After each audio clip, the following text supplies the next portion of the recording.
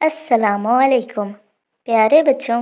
आज की हमारी कहानी का उन्वान है दादी की चादर। सर्दियाँ जब भी दस्तक देती थीं, फारिस के घर में एक ख़ास हलचल शुरू हो जाती। लेकिन ये हलचल बाज़ार से नई डिज़ाइन के जैकेट या ब्रांडेड स्वेटर लाने की नहीं होती थी, बल्कि ये दादी अम्मा के पुराने कमरे में होने वाली हलचल थी। दादी अम्मा, जिनकी ऐनक हमेशा नाक की नोक पर रहती थी, अपनी पुरानी कुर्सी पर बैठकर रंग बिरंगी ऊन से कुछ बुनती रहती। वो हर साल खास तौर पर फारिस के लिए एक ऊनी चादर तैयार करती थी। फारिस अब बड़ा हो गया था। उसे शहर के बड़े ब्रांड्स के कपड़े पसंद थे, जिन पर चमकदार लोगो लगे होते थे। जब भी दादी अम्मा उसे बुलाती और कहती, फारिस बेटा देखो, इस बार मैंने तुम्हारे लिए गहरे नीले रंग की चादर बुनी है, ये तुम्हें कड़ाके की सर्दी से बचाएगी, तो फारिस एक मसनूई मुस्कुराहट के साथ वो चादर पकड़ लेता। लेकिन जैसे ही वो अपने कमरे में पहुंचता, वो उसे तय करके बेड के नीचे पड़े पुराने डब्बे में डाल देता। उसे लगता था कि ये हाथ से बनी हुई मोटी चादर ओल्ड फैशन है, और अगर उसके दोस्तों ने उसे ये पहने देख लिया तो वो उसका मजाक उड़ाएंगे। वो सोचता, दादी भी ना, इस ज़माने में ऐसी चादरें कौन ओढ़ता है। मेरे पास तो तरह तरह की महंगी ब्रांडेड जैकेट्स और कोट्स हैं।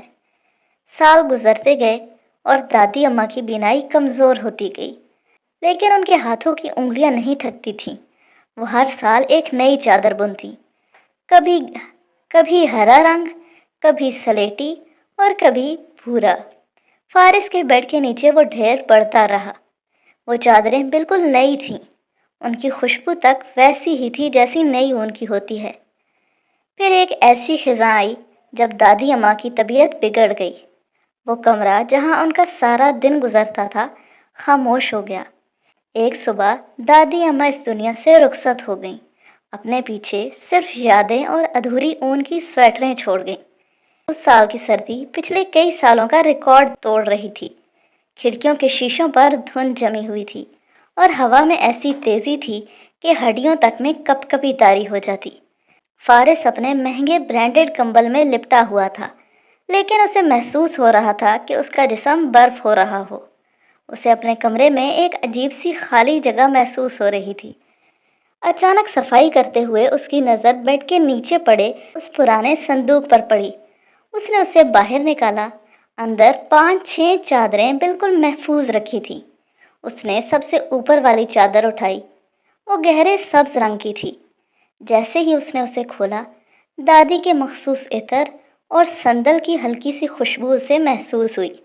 उसे याद आया कि ये वो आखिरी चादर थी जो दादी ने उसके लिए मुकम्मल की थी। फारिस ने वो चादर अपने कंधों पर डाली। वो इतनी नरम और इतनी गर्म थी कि उसे लगा जैसे दादी ने उसे खुद अपनी बाहों में समेट लिया हो। उस लम्हे उसे एहसास हुआ कि जैकेट्स जिस्म को गर्म रखती हैं, लेकिन ये चादर रूह तक को आराम दे रही थी। हर टांके, हर गिरा में उनकी मोहब्बत थी। फारिस की आंखों से आंसू बह निकले। वो उस चादर को सीने से लगाकर फूट फूट कर रो दिया। उसे अपनी उस नादानी पर अफसोस हो रहा था कि वह जिस चीज़ को पुराना फैशन समझकर छुपाता रहा था, वो दरअसल उसकी ज़िंदगी का सबसे कीमती सरमाया था। अगले दिन फारिस वही चादर ओढ़कर बाहर निकला। उसके दोस्त उसे देखकर काफ़ी हैरान हुए। उनमें से एक ने पूछा, अरे फारिस, ये क्या पहना है? ये डिज़ाइन तो किसी ब्रांड का नहीं लगता। बहुत यूनिक और गर्म मालूम होती है। कहाँ से ली? फारिस ने मुस्कुराकर चादर के कोने को छुआ और फख्र से बोला, ये किसी ब्रांड पर नहीं मिलती। ये मेरे घर में बनी है, मेरे लिए ख़ास तौर पर बनाई गई है। उस दिन के बाद से फारिस ने वो चादर कभी नहीं छुपाई। अब वो चादर उसके लिए सिर्फ कपड़े का एक टुकड़ा नहीं थी, बल्कि दादी का वो प्यार था जिसे वक्त की कोई भी ठंडक ख़त्म नहीं कर सकती थी।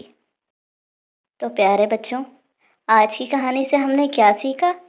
आज की कहानी से हमने ये सीखा कि हम अक्सर उन चीज़ों की कदर नहीं करते जो हमें आसानी से मैसर होती हैं, ख़ास तौर पर बुज़ुर्गों की मेहनत और मोहब्बत। जब वो चले जाते हैं तब हमें एहसास होता है कि असल खूबसूरती ब्रांड्स में नहीं, बल्कि उन जज्बों में होती है जो हमारे अपनों के हाथों से बुने होते हैं। बुज़ुर्गों की मोहब्बत बेमिसाल होती है। हमारे बड़े जैसे दादा दादी या नाना नानी जो चीज़ें हमारे लिए अपने हाथों से करते हैं या जो वक्त हमें देते हैं, उसमें उनकी बेपनाह दुआ और प्यार शामिल होता है।